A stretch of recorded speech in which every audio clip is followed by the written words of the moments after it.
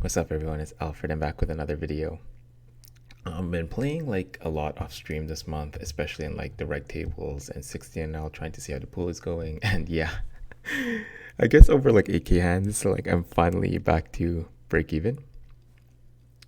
It's just been running a bit bad in my all-ins, but I'm just happy with my red line right now.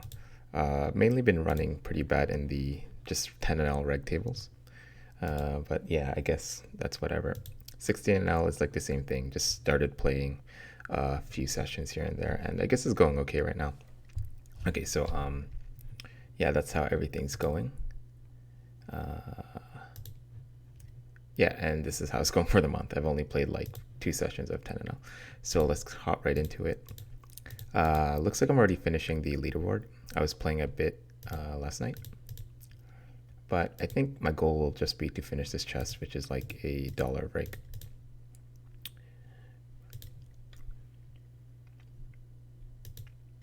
Or maybe 300 hands or so.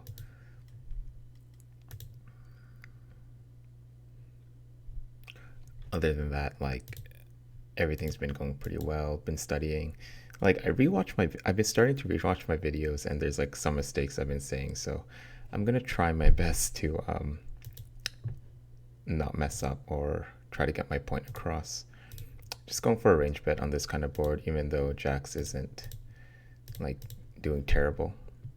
Since Jax is doing terrible, still gonna go for that range bet. Sometimes it's just so hard to get your point across, like you end up stuttering and like but yeah.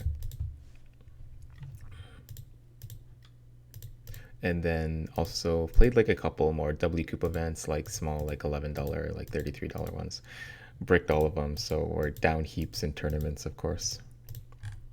We can go for a squeeze here, and we can squeeze a bit larger since they are a bit deep. But we still have 100 big blind effective stack. 4-6. Looks like we get a cold caller, and it's a jack high flop. On this one, I'm just gonna size up. He does have like a lot of ace high. Also have like some small suited connectors, maybe 6-7, some 9-10 that we want to deny equity from. Just calling with a flush draw. Once the jack peels off, I think we can start bluffing here. With a 4-6 suited, or we make the flush, we're just gonna check again. Look to raise some turns. And on this one, on this ace river, since we're unblocking like a lot of the 2 pairs, ace jack, king jack, hands that like that get there, I'm just gonna go for a big sizing and try to get value from those hands. They'll probably never raise us, but that's why we're gonna be betting big. Trying to decide whether it's plus EV to open like 7-6 suited under the gun, but looking at this short stack right here, he has 16 big blinds. We're gonna get into like some weird situation where he just 3-bet jams on us and we just gotta fold.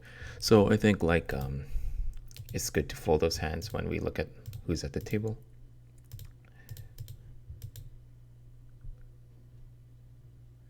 Another standard open here with the 9-10 suited. We're going multi-way. We do have a gut shot, but that's pretty much it. I'm pretty much just checking. King Jack, it's really dependent on who's at the table, but I'll open it at like 50% frequency from under the gun. It's okay to fold it pure though, depending on how you want to construct your ranges. The problem with like playing different stakes is like you're constantly having to think about what to open. Kind of gets confusing sometimes.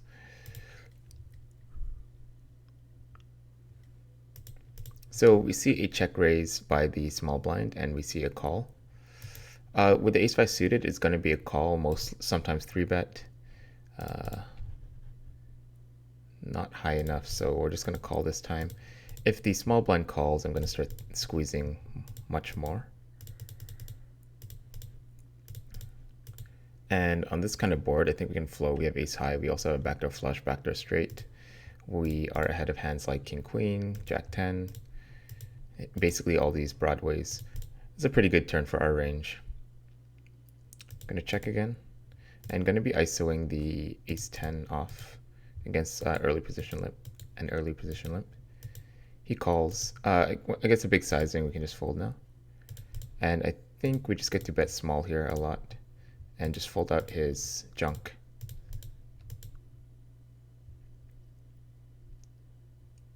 Like, it's, to be honest, like when I visualize like what kind of range this person has, it's literally just any two cards.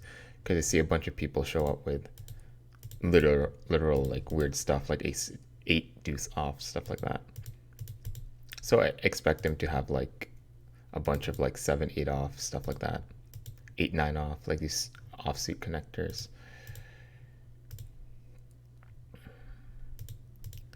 I decided to go for a bet on the turn, and looks like the 4-card flush comes. Guess we can pretty much fold. I mean, check back. And he does reverse straight. That's quite unfortunate. With the flush draw, I guess we can raise sometimes, but I'm mostly just calling. I'm not bluffing rivers. We have like showdown value with ace high against his king queen, like his king queen, but he's now betting half pot. Kind of a weird sizing. Looks like some weird 9-10 or like 8-9 that just wants to get to showdown. Either way, we can't really call. I'm gonna call pocket deuces here against a min raise, squeezing the pocket tens. And might not be crazy to call with the deuces. We can turn a boat. We're also ahead of his suited connectors. We get counterfeit on the turn, so it's a pretty much easy fold. Looks like we're gonna get 4-bet or just get a cold call. Once again, we're in a spot where there's an overcard and we have a pocket pair. We can pretty much just bet small, but we gotta be very cautious. He'll have hands like ace queen suited, but he'll have hands like ace queen suited. We block a lot of the folds. Like we want him to fold like jack 10, which kind of makes me want to like jack 10 suited stuff, which kind of makes me want to check back. But I think I'm just gonna decide go for like a small range bet. I guess you can still have the small pocket pairs like 5, 6, 7s. Like that isn't really at the question either. We're mainly trying to get hands like ace jack suited, ace 10 suited, ace x suited to fold. I also seen some people call like their ace king like offs here. You know, they play pretty timidly. It's not the best turn, like I said, but just based on ranges, I think we're just going to barrel this turn and try to get like the 7s, 6s, 7s, 9s, those kind of hands to just fold, even like king queen suited. It might be a weird play with the king jack suited, but I'm just gonna go for a bet here on the queen, on the ace. And looks like we got it through here.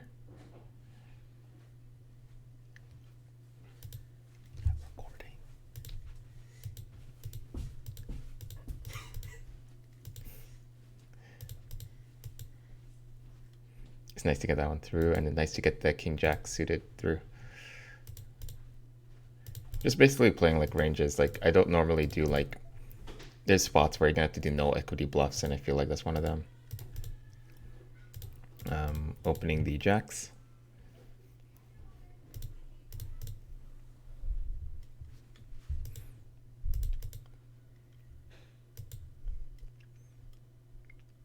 We're a bit deep, so yeah, he has like, looks like this guy's definitely a reg or reg-ish. We have a good sample on him. It looks like he has a 9% 3-bet percentage. Gonna go for a 4-bet here. Fold to a jam. I don't know if you can fold to a jam actually. In like higher stakes, I definitely wouldn't fold to a jam. I just call it off, but not sure about 10 and L. Range like 3. Shoot. Let me just. The 5-bet jamming ranges are much tighter. It's like ace king plus. Just gonna be checking down the ace high now. And gonna be calling a river bet. 7-8 suited. Not sure how often we want to be 3-betting this, but I think just for the purposes of the video, I'm just gonna be very tight.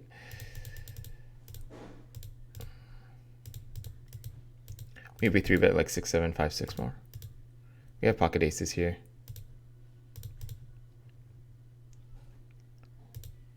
And we're almost done the chest.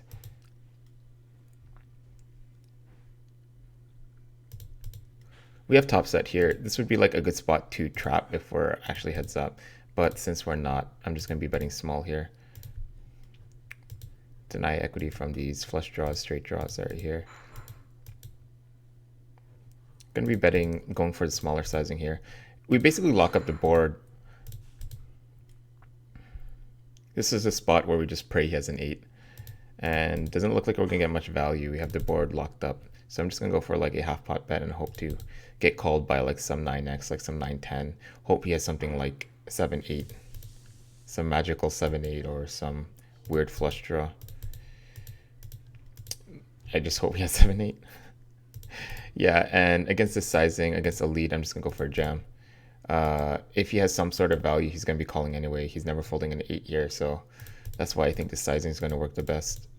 He's never folding an 8 here, especially if he's the type of player to be leading. And my spot here is just severely underbluffed. The reason why I'm jamming here is just because I don't think like I just don't think he's ever folding like an 8 here, and if he has a boat, he's never folding. If all his bluffs, like if he has any sort of bluff here, it's not going to be calling anyways. So I think that this is a max value play. Let me know what you guys think. If I should have just went for a normal raise size. Yeah, I don't believe this min bet here. I don't even know what it means. Should have just pot this. I'm trying to think of what to do with the 8s. I'm pretty much just going to check. And we see a block bet here. So the action here was middle position open, I 3-bet, small blind cold calls, and then middle position calls. Now against how this is playing out, I'm just going to fold. 3-betting the ace queens. Sorry, mind the background noise, please. Going to be betting small with the ace high flush draw. And with the 5s, it's an easy fold here, especially with the nip behind. I'm just going to run my equity here, to be honest. Like, this guy is a shorter stack player. Yeah, I'm just going to run the equity here. We're going to be flipping against things like 10s. And I expect him to have like a lot of other junk here. But yeah, our hand's like pretty vulnerable. He has a set.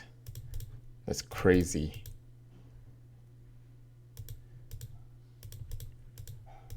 Maybe it's better to call, but I just think that I'm just going to run the equity here. Not going to think too much about it. Going to take my ace high to showdown. And we 3-bet here. Going to go for a half pot sizing. Or could even size smaller, but yeah. Could go for like a 3rd. But expect to get a lot of folds on that kind of board. I think that like on this kind of flop is just like it's really dependent. The reason why I'm jamming here too is just because I've seen like a lot of weird stuff happen here. I kind of misclicked the ace queen. Should have went for an ISO. And it's just I've seen like a lot of random stuff here. Like most people check raising on like monotone boards usually forget what I'm trying to say. I guess like maybe it's a mistake. This is probably a mistake.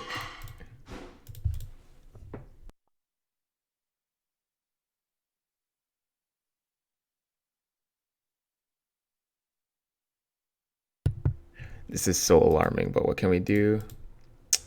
This sucks so bad. Gonna be calling the 3s with the open ender. And looks like, okay. Looks like we got lucky. We got let off easy. Because he limps like ace king suited. Imagine if I ISO, then he like re-raises. Lord help us.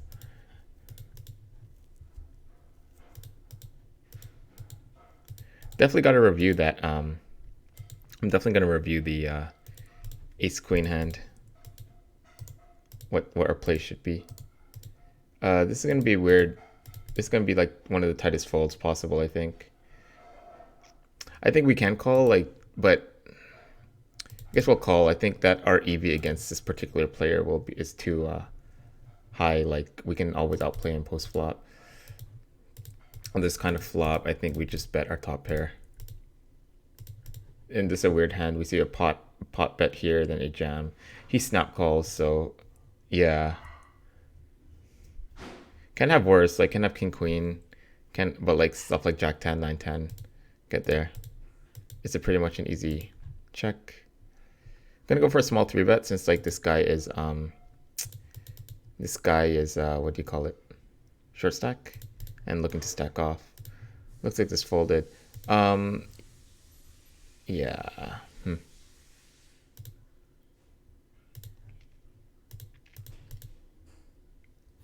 Just jamming this turn, running the equity again. Good luck. Hopefully he just folds his like random 8s. This is kind of a weird spot.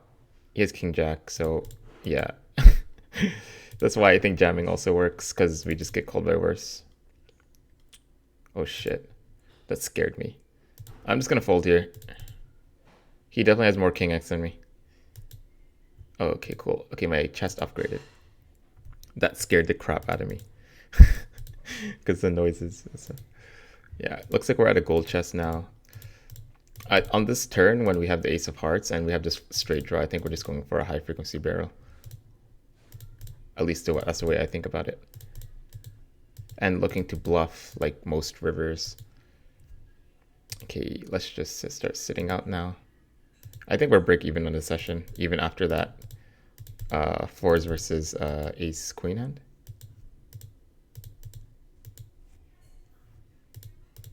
I know it's a more shorter, much shorter video than I usually do, but yeah, I think I'm just like done playing for the day. And of course, we'll open the chest and we'll pull up the graph. Yeah, we're up 97 cents. Yeah, and yep. Let's see what we get. 400 star coins, that's like $4. And these free roll tickets that I never use. Okay, thanks so much, guys. Have a good one.